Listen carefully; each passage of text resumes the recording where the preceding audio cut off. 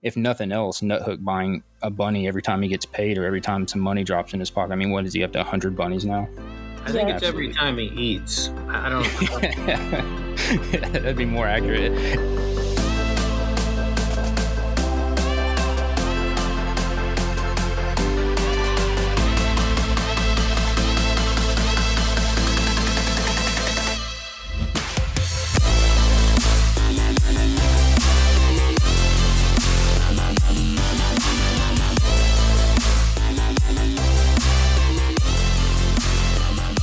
Welcome back to the Soldercast, a podcast about the NFT Gamified Staking project, Solderland Mines. A whole lot has changed since the last time we had an episode. We're going to try to recap as much of that as possible. I'm Fieldblazer. Today, joining me, we have two members of the Stella Lepus clan. We have JPEDIUS, and we also have Charlotte. Charlotte, you want to go ahead and start talking about maybe how you got into the project at all? Yeah, sure. So, actually, Solderland is my first NFT project. I was just looking around on Magic Eden, and I saw the project on the launchpad, and I honestly didn't know anything about Solderland, but I was able to meet one, and that's how I got in. Yeah. What was it about it that kind of brought you into it? Like, what was it that stuck out that was like, ooh, I think I want to mint this? There was a lot of hype in the Discord, and I like the bunnies as well. So yeah. Yeah, they got pretty good art. That's one thing I like about it. It's not over the top. You know, it's somewhat subtle. It's they're not trying to do too much with it, but it's better than a lot of the trash that's out there. Yeah, true. JPEDIUS, how did you get involved in all this? Hey, so pretty much the same, I would say. Liked the artwork. That was the initial draw. I liked the gamified staking idea. Something that was a little different than just, okay, go ahead and stake and you're done. Go on and do other things. Not only that, but there's also there's not a whole lot of NFTs out there that are doing this kind of thing. Like most of the NFTs that are currently out there are look at our art and give us money for it, and then we'll try to figure out what to do with your money. Absolutely. Where these guys actually had a working demo going on beforehand, and a lot of that we've already hashed out in those previous episodes. I just was kind of interested in how you guys got brought into it and what your thoughts on it were. So there's been a lot of changes since the last time we recorded a podcast. Obviously, a lot of the original crew isn't here anymore. We got you guys on this episode, and hopefully you guys can be staples moving forward. Maybe not every episode, but occasionally bring you on. We eventually want to move this into bringing in other clan leaders into the podcast and hosting them and getting their thoughts on the game and kind of talk about a little bit about what they're doing and what they like and how they feel about the competition and those kinds of things. The whole SOG thing, I'm sure there's a lot of questions about that because we're still getting them in these servers. So ultimately, it just got too big. You know, I think you guys were some of the earliest to join the SOG server. You can attest to that. We were trying to bring people in to help us out as fast as we could. But unfortunately, the beast just got too big and there was no way we were going to be able to organize a clan, or at least enough clans, and keep everybody happy at the same time. So ultimately, we decided we had to dissolve it and turn it into a clan recruitment center. And, you know, that's something that me and James kind of came up with, and we weren't really sure how it was going to be received. With you guys being on the other end of that, like, what were your thoughts on once we said that we were going to dissolve everything and try to help everybody create their own clans?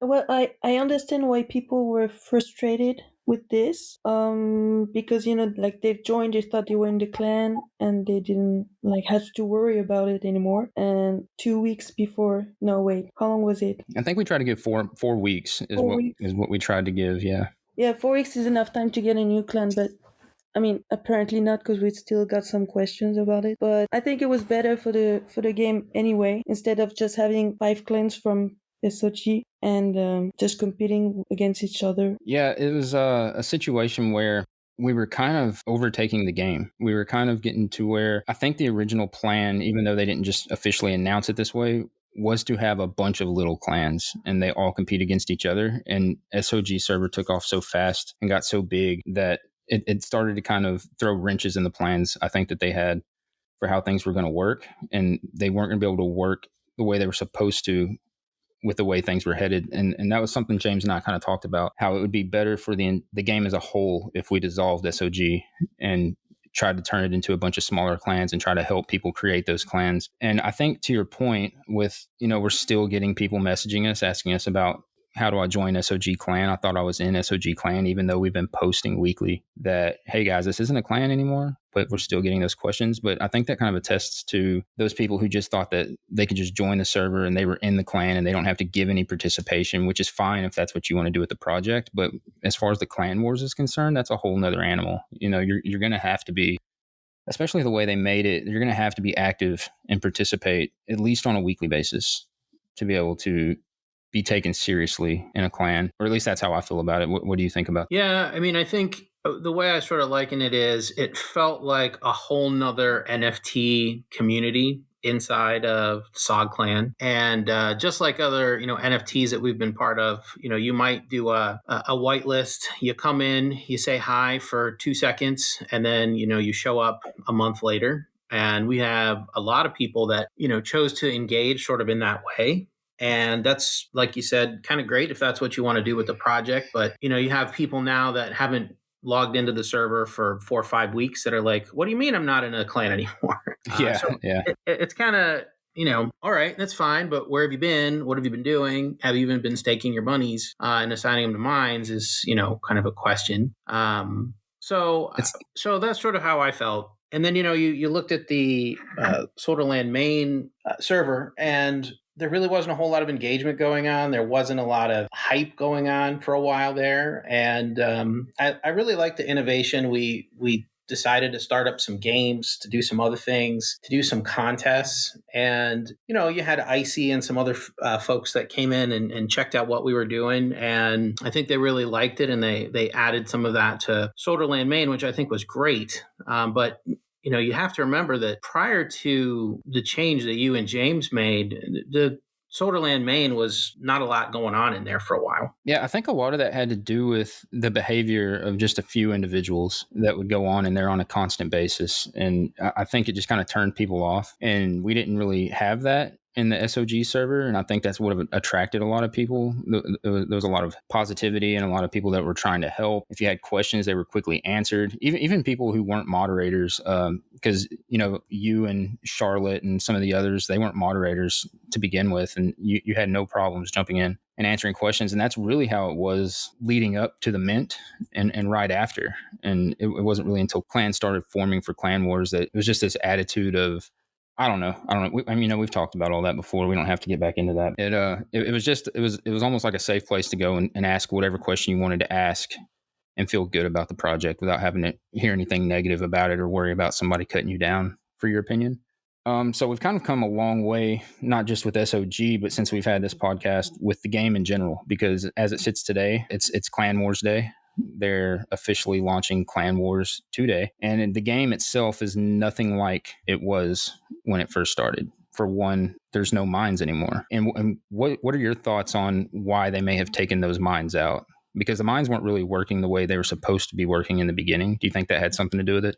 Yeah, I think so. I mean, I have quite a bit of data from all the way back right after Mint. And, it's one of those kind of weird and interesting situations where by design, they kind of made things mysterious. And so it's like, am I discovering like the next level? Is this a bug? Is this something they would consider an exploit or like something that isn't what they wanted? And so at the beginning, you were just kind of trying to feel your way. And we did find some things. Charlotte, you have a thought or two on that? Well, I think they removed the mines because it's either you're active and you participate in clan wars, or you're not active and then simple farming is okay. I think that's the only reason, to be honest. Yeah, that's a good point, because you had a lot of people complaining about for me, the timing is perfect. I can stake my bunnies anytime. For my time, it's 4 p.m. to 4 a.m. I mean, it doesn't get much better than that for being able to stake. And then my claiming time starts at 9 a.m. So I really have no complaints, but I can kind of understand for the people who their claim time is 2 o'clock in the morning, or their stake time, is just something that's not ideal for most people. And that was a huge complaint. And I was kind of wondering how they were going to address that. And I got to admit, I was a little bummed when I found out that they were taking the mines away altogether to go to farming, because that's what the game was founded on. going to the mines, the bunnies mine the carrots. And I really like that aspect of having to be present to stake the bunnies and having to be present to claim the tokens and working with the community to figure out, where we're going to stake. But I think ultimately their plan for the game was the clans, not necessarily the mines. I think, like, for instance, there's a lot of people who are pissed off right now about the Solderland token being taken. I mean, not the Solderland token, excuse me. A lot of people being pissed off right now about the Sol being taken out of the mines because all you can mine now are Solderland token and carrots. And I think that was kind of a carrot in and of itself, the stick and carrot motif of bring people in with the Sol because that's what they're going to want, and then kind of build the game as they're here and then slowly phase the Sol out and you get them to start using your Solderland token and make that the valuable asset in the game. I think they kind of did the same thing with the mines. They lured people in with this idea of, hey, I'm going to earn Solderland tokens and earn carrots. And once they kind of got used to that, they slowly kind of started fading things off to move it towards the clan aspect, which is really, I think, what their plan was all along with the game. Yeah, I can see that. Like having the long game already kind of road mapped out and then, sort of leading us from one stage to the other. I do think that they got quite a bit of feedback from some of the, I'll call them upmarket, NFT projects that, basically told them, look, if you want some additional investors, you really have got to make this where you don't have to engage. You don't have to engage, every day, 2 times a day within a very specific set of times. You're going to turn some people off. So I do think they eventually went that way. I'm not sure if it was their original plan or if they just discovered that with, talking with people. I do think, though, that the mining aspect of this after March 5th really became unsustainable. They're just going to run out of Sol eventually, and they won't have it for the clan wars. So I do think, Field, I do agree with you that I think they quickly after March 5th decided we really have got to look at this and do something different because we're going to jeopardize having what we want for the clan wars. And that's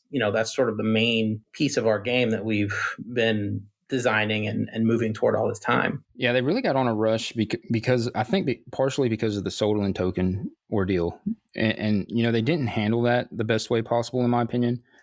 They were announcing that there was going to be this Solderland token launch on this particular day. And I can't remember what the date is off the top of my head. It's been a while back now, but everybody was super excited about it. I remember there was a lot of talk in the server about it and people were getting hype about it. And then it was like the ultimate bomb. You log in that day and at the time you're expecting to see a message announcement about Solderland token launch and the price, and everybody's psyched about it. And all you see is, sorry guys, we're not launching it.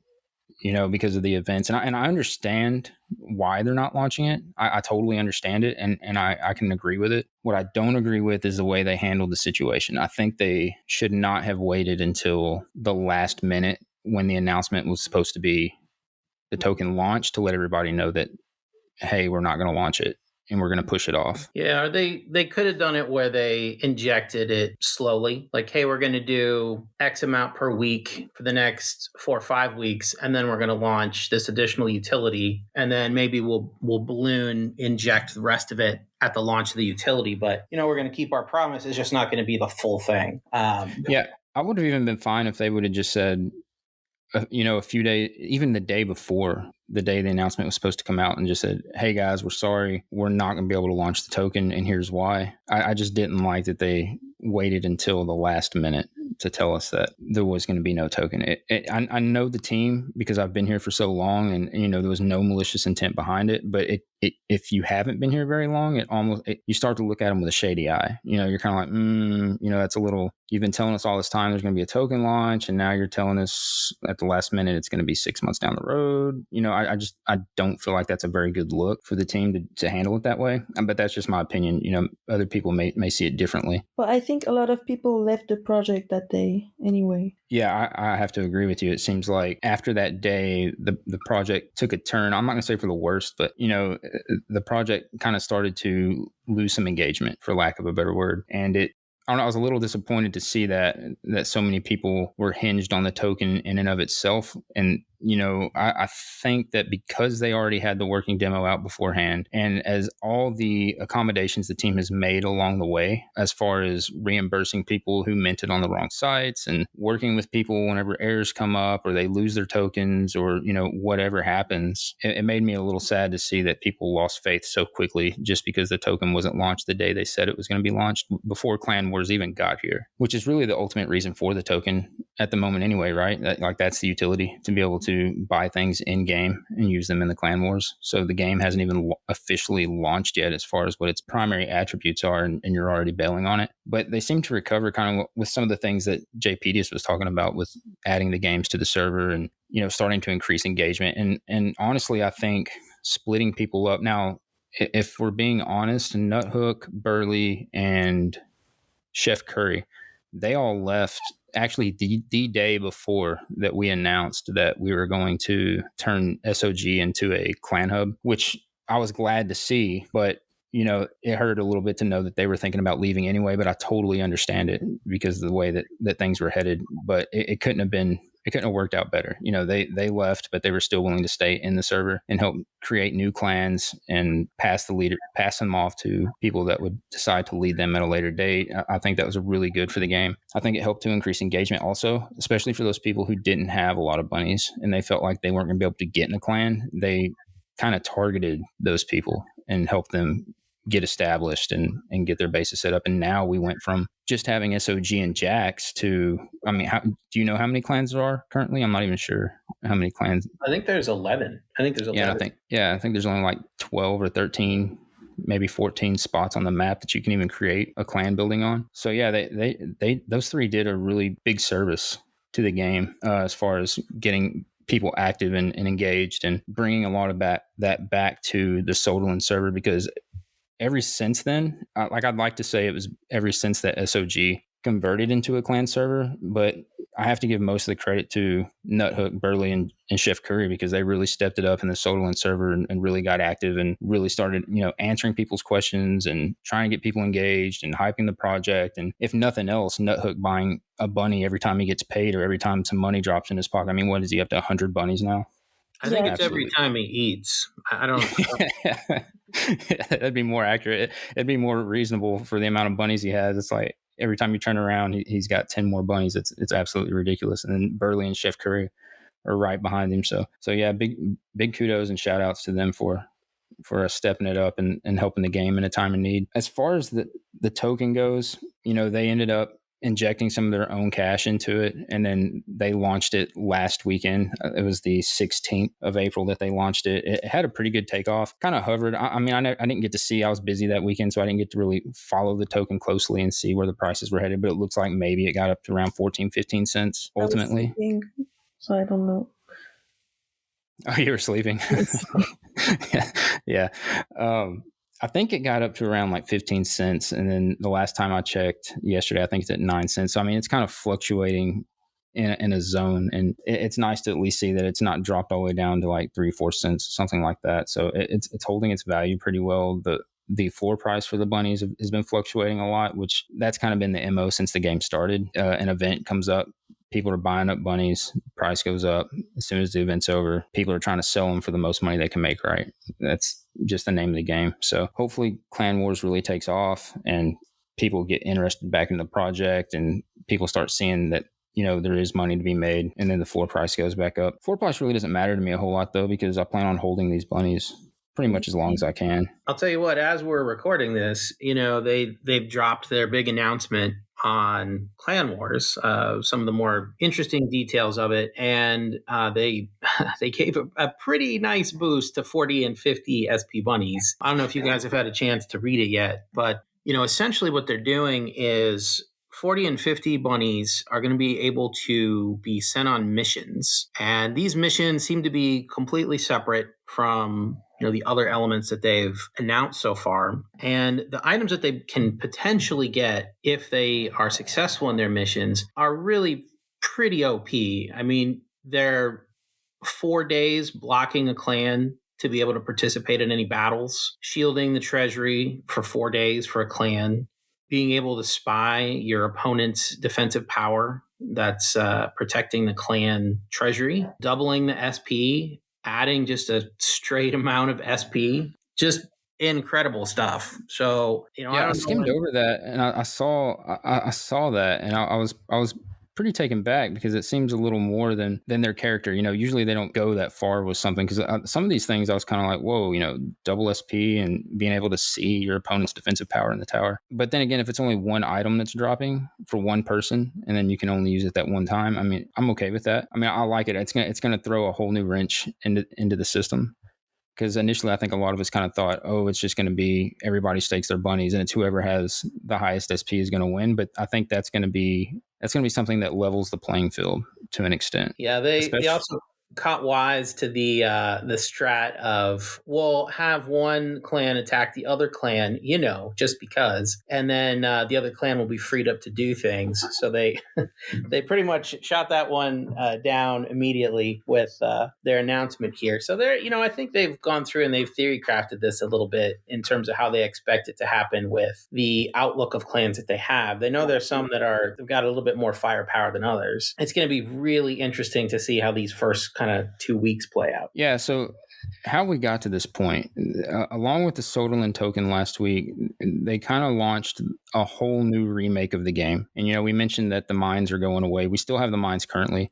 I think they're going to be here a week or two longer. Then the mines are going to go away, and it's going to go to a farming system. And along with the mines, the SP bonuses also went away. To be honest with you, maybe I did see some returns on those SP bonuses, but I would not be able to tell you if they made a difference or not.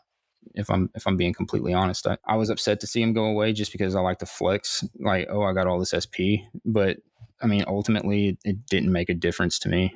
None that I could tell as far as how many tokens I'm taking out of these mines. Well, I can tell you that I lost 3,000 SP with the bonus going away. So that was pretty impactful. I know Nuthook, I think he said it was either 5,000 or 6,000 SP that he lost. Yeah, but did you actually see a difference in your token yields whenever you were claiming in the mines though? That's what I was having a hard time figuring out, because I'll tell you straight up, if I look at a spreadsheet, my brain starts to melt. I'm not good with Excel and spreadsheets and numbers and things like that. Like my mind starts to go to another place, and you can be telling me about it and I'm thinking about something else just because I check out. I can't read that kind of stuff. Well, I can tell you a little bit about what we did observe with some of the data that we were collecting in the last days, I think, before the V2 launch. And what we were seeing is that the SP bonus for staking was evenly divided by the bunnies that you had in your wallet.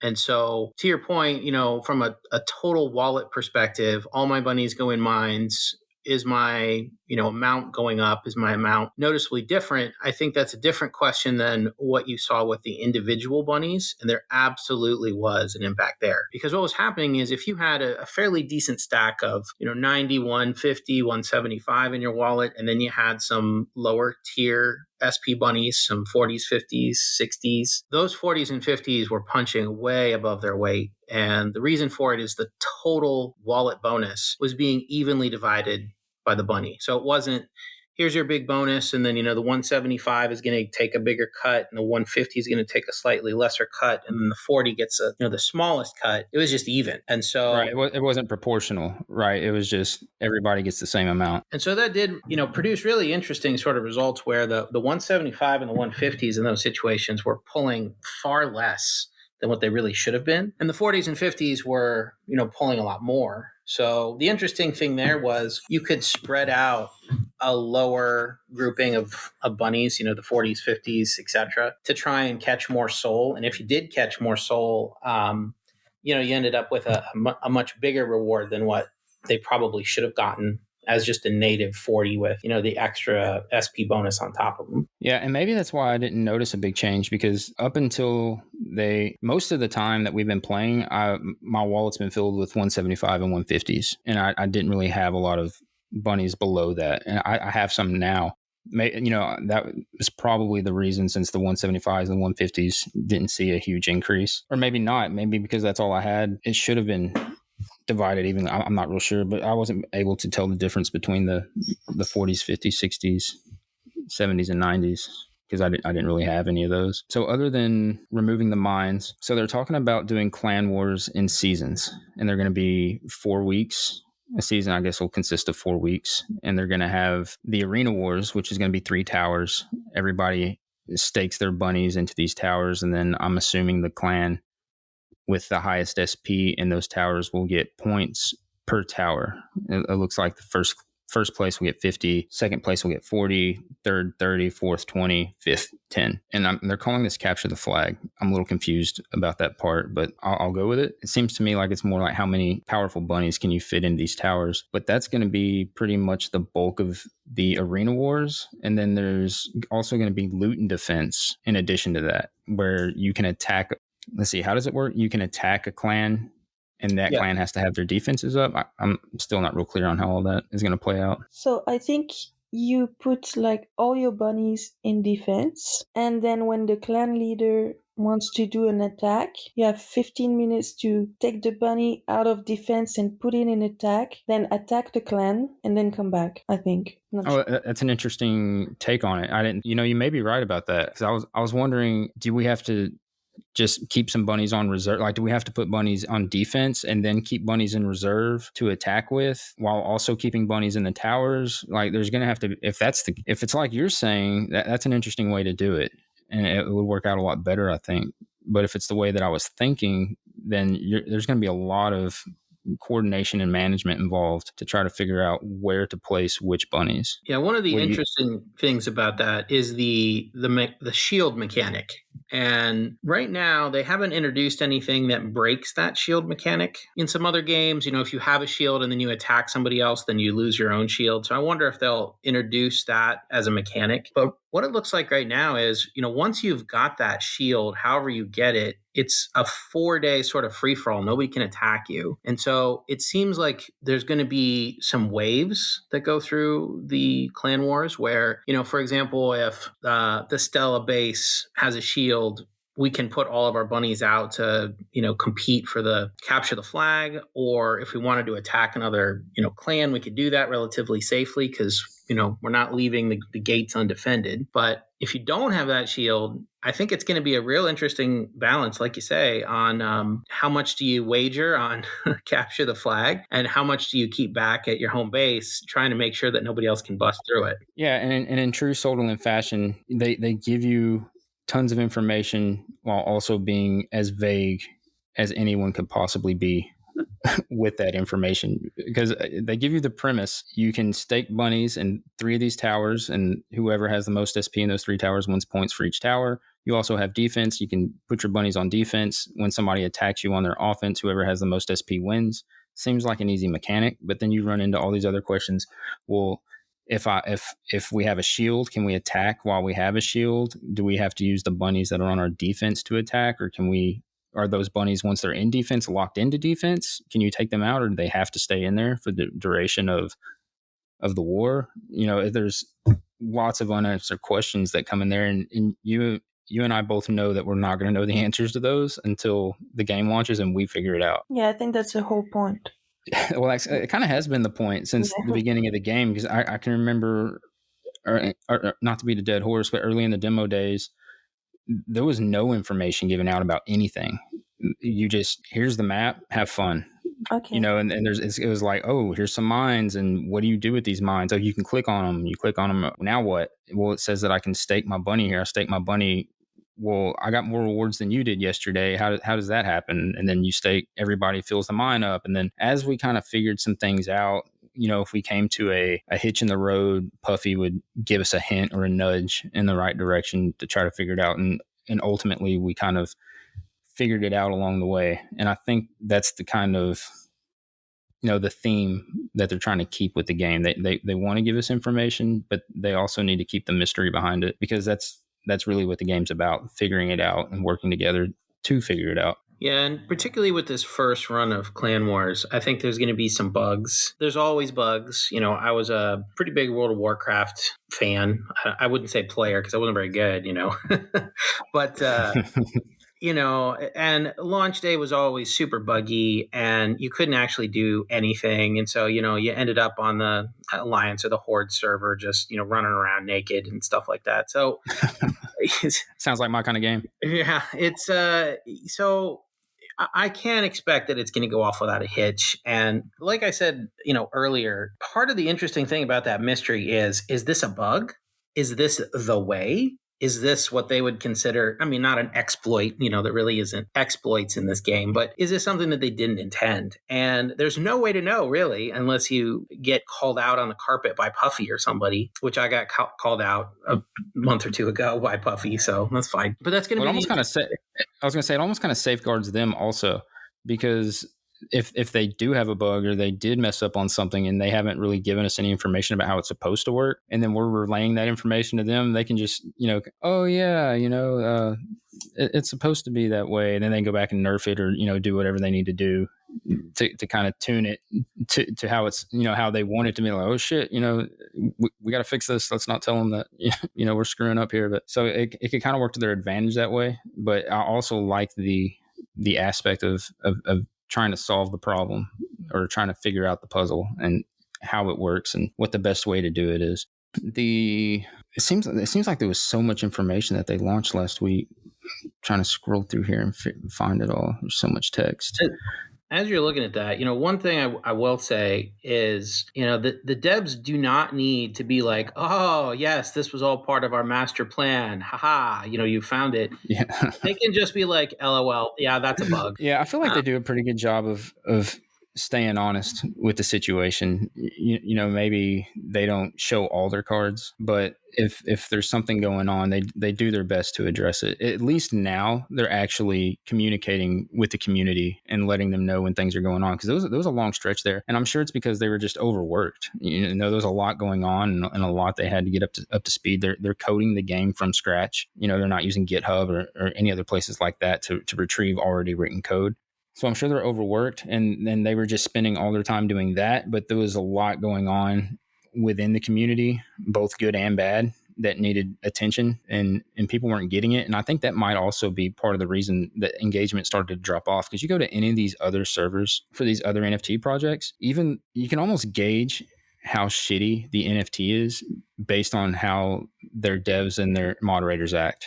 If the more hype they are and the more cheesy they are in the chat, it's almost like, okay, this is a shitty token. But on the other hand, they have the most active communities, because it's almost like people need that. They need that camaraderie. They need to feel like what they invest in is worth being, they need to feel like there's a community there, that they belong, that people believe in the project and it's not just them. Because even if you have a really good project, if you're not engaging with the community and putting off this aura that you're excited about the project, people are going to start to question what's going on with it or why they're here, or especially whenever you have a lot of the negative comments that we saw over the last couple months from people within the community itself. Even though it was a small group of people that were doing that, it can really turn off or kill the mood for the whole server whenever you don't have the devs and the mod team being just extremely active. Well, yeah, imagine you're a newcomer, you jump on the Discord and you see all this FUD. Like, do you stay, honestly? No. No, you don't. No, you start to wonder what you just spent your money on and can you get it back? Yeah. But to my point, what I was getting at is over the last couple of weeks, for sure, they have been super active in the server. I'll always see at least 2 or 3 yellow names on at a time. Right now, there's 3. Dag, Puffy, and Stitch are on at the moment, and they're actually engaging. Instead of just answering questions that people have, they're actually engaging and doing the games, hosting the games, Rumble Royale, and things like that. I mean, it's something so small, but it's so fun to get everybody in together and jump in a quick 2-3 minute match, and then you have no control over who wins. Somebody wins, and it's a talking point that people can have and look forward to each day within the server, and that in and of itself will create engagement. And it was nothing, it was just adding a game channel to the server. It made a big difference, that's for sure. Charlotte and her tiger definitely made a big difference. Yeah, I know. Yeah, I don't even play anymore because I'm so sick of seeing that tiger. I had to give you your own personal tiger role in the SOG server just because every time I turned around, you were mauling somebody with that tiger. Thank you. So other than that, it looks like the prize for this season, see, initially I was thinking there was only going to be one prize. I was thinking it was going to be 100 solder to the winning team, or 100 soul, to the winning team. But it looks like they're going to give 100 to first, 40 to second, and 20 to third. Yeah, I think that's the breakdown. Yeah, so I think that's good that some of the second and third place teams are going to be able to win something, because that gives them a reason to participate. Because especially in the beginning, when there weren't a whole lot of clans that were going to be here, I think it kind of turned people off as to, well, why would I even create a clan? These two clans, SOG and Jax, have been here, and now SMC with these three hogs up at the top. Like, there's no way we're going to be able to compete. We're not going to get first. But giving out that second and third place prize, and then also the Solderland token that you can earn throughout the competitions, in addition to the drops that they're going to have for the 40 and 50s, I think it's going to make things interesting, and I think everybody's going to be able to walk away with a little bit of money in their pocket. Oh yeah, for sure. Yeah, and it's going to be an interesting sort of season, particularly with the ability to steal a portion of the treasury and points. It's a pretty devastating thing to try and attack somebody and lose. You know, they get 50 points up on you and you lose 50 points. So it's like a 100-point swing. And that's like winning a couple of towers, you know, for a day that you lose. So it's really going to be quite interesting how it works out. Clearly, you've got some clans that have a little bit more firepower in them than others, but I don't think at all that that's going to be the end-all be-all, particularly if those clans don't have a good mix of 40s and 50s. I mean, if you have some of the newer clans that are rocking it out with some of these completely OP, you know, spells you get back from these missions, they could really wreck some of the other clans. So I don't think at all that you don't have a chance at winning or tying for second, getting that third, even getting up to first, with just the way that sort of adds a new wrinkle to the game. Yeah, that's a good point that I didn't really put too much thought into. And after you mentioned what you did about it, maybe I should put a little more thought into it about how devastating it could be to make that attack if you lose. Because not only are you giving, because really that's how you gain the most points in the whole clan wars, as far as I can tell. If you're on defense and you have a successful block on an attack, you get, was it 25 points or 50 points? But it's 50. It's yeah, you get 50 and they lose 50. Yeah, you get 50, they lose 50. And then you also get a 4-day shield on top of that. So, I mean, if you decide to attack, and you spend who knows how many days that's going to take. I know it said something about staking in the arena is going to be 2 days long. So you decide not to mine your bunnies and you decide to attack with them instead. And then you lose that attack, man, you just lost, like, you know, who, depending on how many bunnies you have, you know, a significant amount of whatever you could have earned doing anything else with them. So there's going to definitely have to be some strategy involved with when, how, and with how many bunnies you decide to attack with. Another interesting component of this is, you know, you don't get, at least initially, you can't go to the mines and to the capture the flag towers. So you have to pick whether you're essentially getting day by day passive income or if you're putting it on the line to get something out of the clan war. I'm not sure how it's going to work when they switch over to the passive income. Maybe it won't really matter at that point. But, you know, you look at some of the whales that are out there, you know, they're in this for the money. It's a fun game to play, but if it's not profitable, you know, they're not going to go all in on it. And so it's going to be interesting to see, you know, even with some of the smaller clans versus the clans that have what you might consider a better chance because they have a higher degree of large SP bunnies. Those large SP bunnies might not be participating all the time, you know? And so just because it looks good on paper doesn't necessarily mean that they're all going to be available for defense, for attacking, or for staking in the capture the flags. What do you think I'm reading over what they announced today as far as the arena wars, and I see this, I don't know if it's a ranking system or what it is exactly, and I'm still not sure what it means, but it says the points a clan can earn from each tower according to their place in the table is available below, and then it has 1 through 10, and then the numbers going from 1 through 10 are 30, 27, 25, 22, and then all the way down to 10. I'm not sure exactly what that means. Did either of you guys read that? Yeah, I think it's points per tower. So we either decide to like go all the clan in one tower or spread them, and then per tower, if our clan gets the most SP within the tower, we get the point. You know, the first clan gets, I think it was 20 point. Wait, how much was it? It's 30, I think. 30, 27, 25. And then it keeps going down. Yeah, and what I was confused about is what is the 1 through 10 though? The clans. Oh, are there 10 clans? Oh yeah, I think you said that earlier. There's 10 clans. So I guess that's the place that you come in then? Yeah. Yeah. Okay. So pretty much, you know, if you participate in the towers, you're going to get some kind of points, essentially. Even if it's last place. And it doesn't really put you out too far. Even if you're number 10, you're only 20 behind. And if you can get first the next round, then you're at 30 or 40 points at that point, depending on where the other clans fall. I think too about hard to catch up. Think too about a big clan, a relatively big clan, let us say, that's attacking a relatively small clan. They've got to keep their own defense up. They've got to participate and capture the flag. They try and attack, and the other clan turtles up. They have 100% of their bunnies on defense, and the attacking clan loses. That relatively small clan, they just got 50 points up, and they took 50 away from what might be, one of the top at the moment clans, points wise. So that might be the move, right? Like, just don't do the towers. If you're a smaller clan, just hunker down in defense. I mean, that's 50 points, and you're taking 50 points away from the other guy. That's right. So I don't at all think that the way that they've sort of set this up, that it's predetermined who's going to win this thing. Especially 4 weeks from now. Goodness, I mean, who knows what twists are coming? Right, and they also threw in there a little statement that I thought was interesting because of this statement, the plan that we had for SOG in the beginning would have never worked anyway, because we were going to try to do the multiple clan thing. And it specifically says in the rules that clans will be penalized in their points for basically collusion.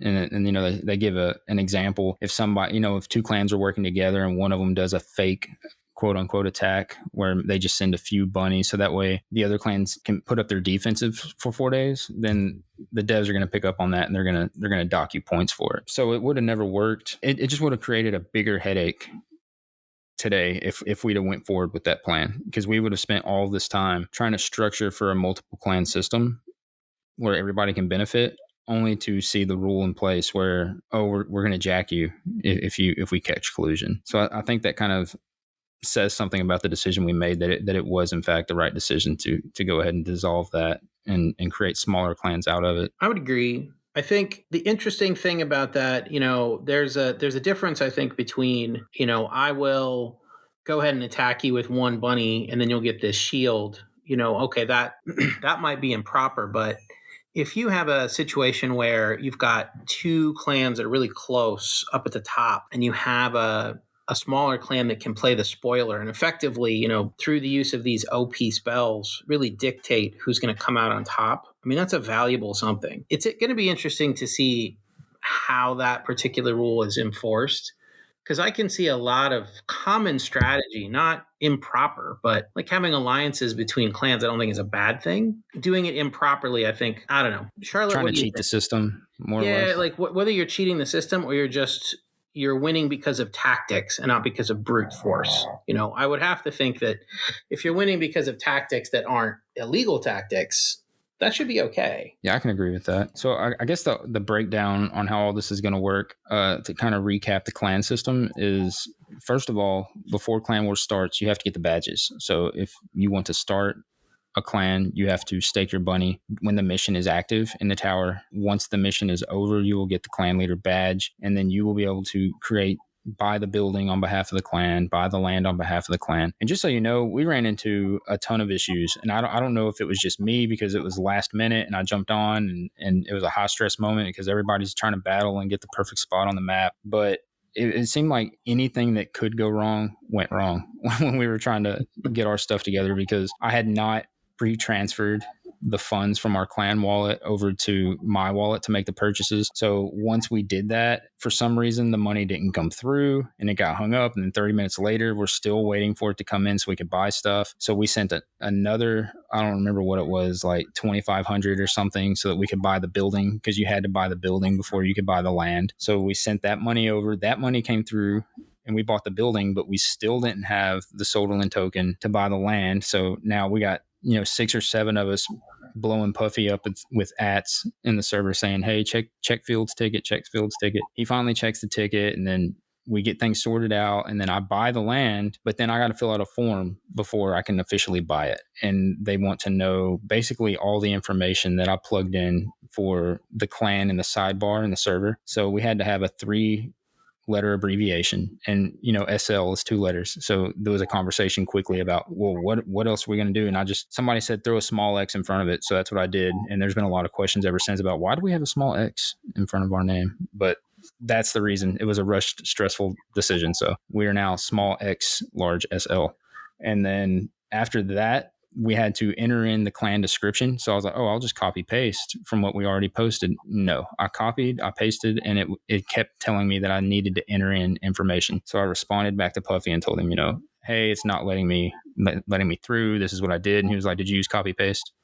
I was like, yeah. And he was like, you can't use copy paste. I was like, what? So I had to go back, and I'll be honest with you, initially, I just wrote words until I hit the qualifying limit of what it was asking me for. And then finally it let me put it through, and then we were able to claim the land. So if you get ready to buy some land and there's another clan that you're aware of that's going to be competing for it, just a heads up, it's not clear cut, buy this, you have it. Like there's some other steps you have to take. If you're just wanting to join the clan, you have to get a clan badge. You do that by clicking the fund option when you click on the tower, and then you can pay 100 tokens. Once the mission ends, you'll be given the clan member badge, and then each season you can go and join whatever clan you want to join. So you're not bound to that clan forever. You can't change during the clan season once the clan wars have started, but once the clan wars are over, if you want to leave that clan and go to another clan, that's totally fine. You can do that. And then once they say clan wars have started, like they did today,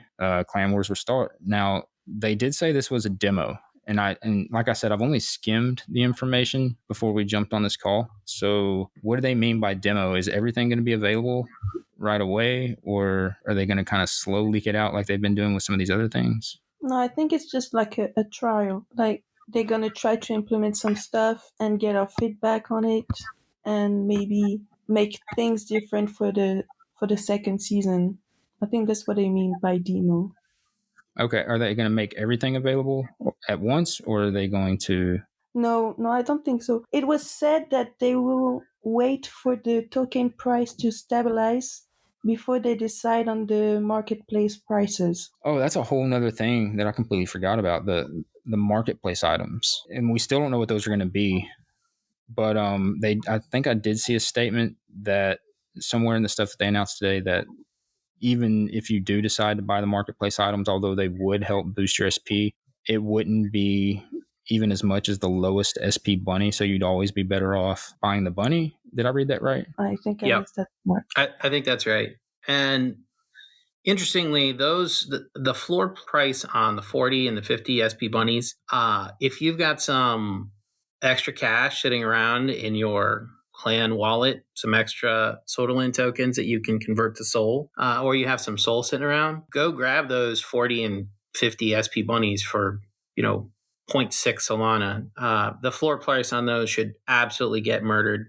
I imagine 60s will be the new bottom, or they should be, in about a week or so. Yeah, I think Sol's at a pretty decent price for buying right now too, right? It would almost be 1-for-1 on the dollar, I would think. Like a 60 floor price bunny would be about $60. I'm not sure what the current right now price is of Sol, but I think it was around $100 a Sol the last time I looked. It is 94 euros. I have no idea what that means. I'm American, and we're not forced to learn anybody else's stuff. So you guys have that advantage. It's always funny to me whenever you see an American talking down to somebody from another country that's speaking English, because I'm like, dude, they know 2 languages and you know 1, and you're trying to talk to them like they don't know what they're talking about. That's funny to me. But yeah, I have no idea what a euro means. I think that would make $100 maybe. Okay. Yeah. So it'd be about $60 is what you would pay total for a floor price bunny right now. And that is a pretty decent deal. Now, I don't know what the items are going to be or how much they will cost, like, because they're saying you'd be better off buying a bunny as far as the SP power goes. But what is the price of the marketplace items going to be? Because you can buy a floor bunny for $60 or 0.6 Sol right now. So it turns out they got 2 on there right now. So they got an update then. So there are 2 weapons. There's a cannon and a catapult. The cannon is 100 SLDR. It adds 10 SP power. Catapult is 5 SP power for 50. SLDR. Like everything else, is that a permanent thing? Is it an on-use thing? Is it just for the season? Who knows? I think it's a one-time thing, no? It could be. I I haven't think it bought is. one. Here, I thought, I'll buy one. I hope not. I hope it's not, because if I spend 100, so it's one thing to get a drop and it's a one-time item, but then if I spend 100 solder on something, well, I mean, what is that, like $10 roughly? Yeah. And then you said it was a cannon was what, 10? Was 10, SP? yeah. LSP, yeah. Okay, so you would need 4 cannons to match a 40 SP bunny. So that would be 400. So that'd be about $40. So at the current prices, you may not be better off buying a floor price bunny. But that's assuming it's again, not a one time or that's what I was going to say. Unless it's a one-time use, and if that's the case, then you would be better off owning the bunny. Well, that's awesome. I had no idea that they had already had stuff added to the marketplace. I knew it was coming today, but I didn't know it was already out. More stuff for the next podcast. We'll have to see how well our predictions held up after the first week or two. Yeah, all this stuff is brand new right now. It's the V2 just came out last week, and I feel like it took me the entire week just to comprehend what they were trying to tell me. It was just walls and walls of text, and reading most of the time, just reading the smallest sentence that they type. You have to have some kind of decipher mechanism to get through it, and so reading all that this past week pretty much took up a lot of my bunny staking time, or time I would be spending in the Discord just trying to figure out what exactly they're trying to relay and how this is going to work, and trying to predict what they mean by this or what might happen with this. Because then there's one other thing that we can bring up that we haven't talked about yet, which is probably the biggest thing outside of Clan Wars with the most mystery behind it, is the beavers. And it is beavers, right? Like, are we sure it's beavers? Yeah, because they posted a photo of the new in-game, and there was beavers on it. And I think they said they are replacing the Soul Robos by beavers, because there's already another collection called Soul Robos on Magic Eden, a flagged one as well. Okay, yeah, so they're going to have the beavers coming out, and I'm kind of anxious to see when they're going to start minting those. I definitely want to get in on that. And then even besides I feel like we could just talk about all the new things for the rest of the evening and not get through them all, because they added the OG roles to the server. They got the story mode, which we still don't really know much about, but they have a whole video that they launched on their Twitter about that. If you haven't seen it, go to the Solderland Twitter account and check out the story mode video that they posted. They did a really good job with that. And if they're nothing else, they're good at keeping you on the edge of your seat about what's coming up next. Even if you're one of those people that's like, oh man, you this doesn't look good, and you bail on every project you're in at the slightest hint of a downturn, they can keep you here with the way that they bring out new things and then stop it in the middle and just leave you hanging on, well, okay, well, now what? What's coming next? What does this mean? Is this a beaver? Is it not a beaver? Like what do they mean by the sentence? Like, they're the masters of mystery and trying to keep you intrigued into what's coming later on down the road. One thing I'll say, particularly for people that are listening to this podcast who might have been out for a little while or are just checking it out now with Hype Around V2, this is not a copy and paste kind of project. Like, if you've been in some of these NFTs where, hey, stake, and then we're going to raffle this, NFT someday, and, that's the utility, that's all we're going to do, and they farm out the staking to some other company to do it. They've done none of that. I mean, even the way in which they're doing the NFT giveaways is novel and unique. They make custom artwork. They get a lot of eyeballs and engagement on that project. It's really quite different and unique. And, when we have maybe Nuthook that will come on here at some point, he is also one of these people that's really high on the devs' ability to create something that's really unique in the space. This is not a copy and paste NFT project.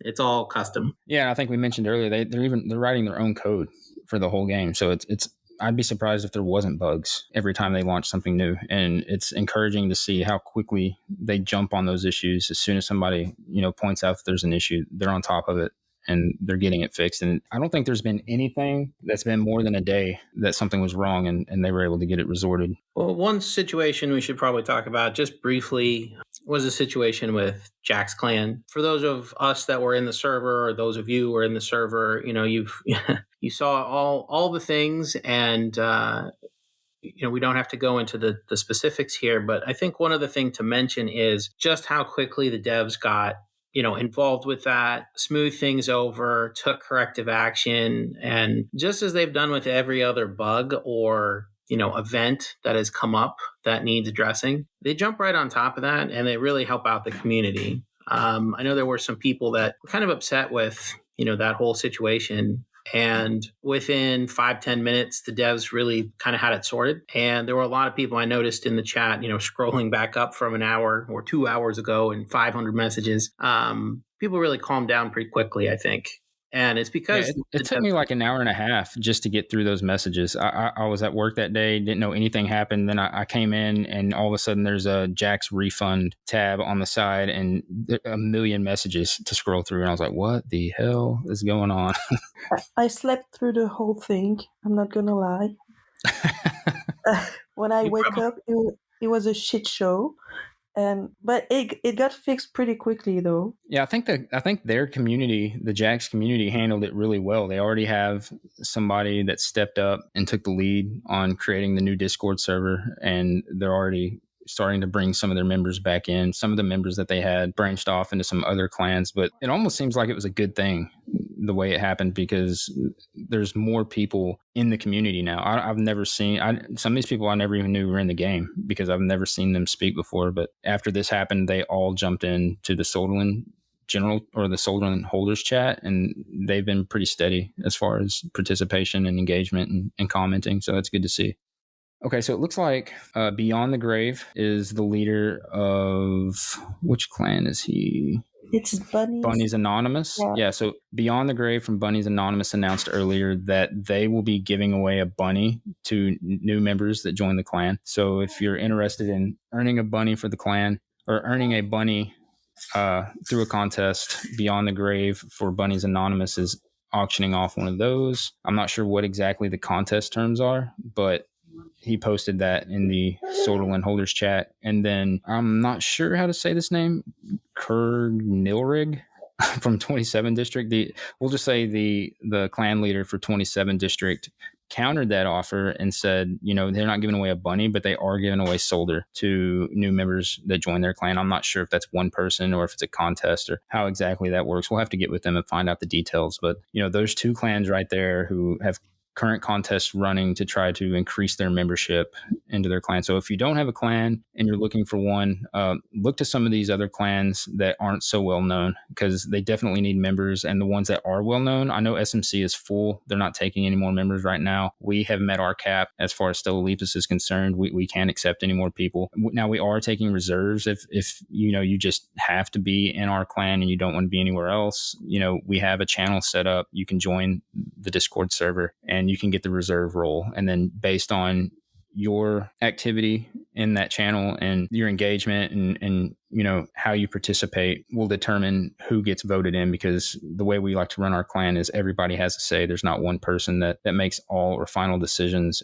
We vote on everything that we do, so that way everybody's voice is heard. But if you need a clan and you don't want to wait, definitely check out some of these smaller clans that are out there that are taking members and need members. I think somebody said there's a clan that only has one person in it at the moment.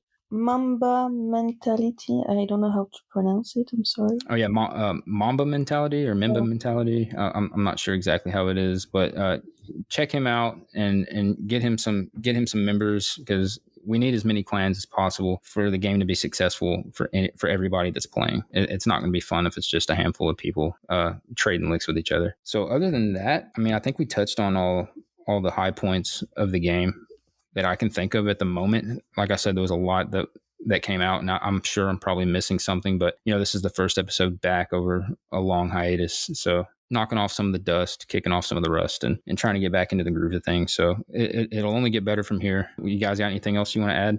Well, we also have the new raffle system where you're going to burn tokens to get NFTs and whitelist from other. Yeah, I should have known Charlotte was going to want to talk about the raffle system because she wins everything.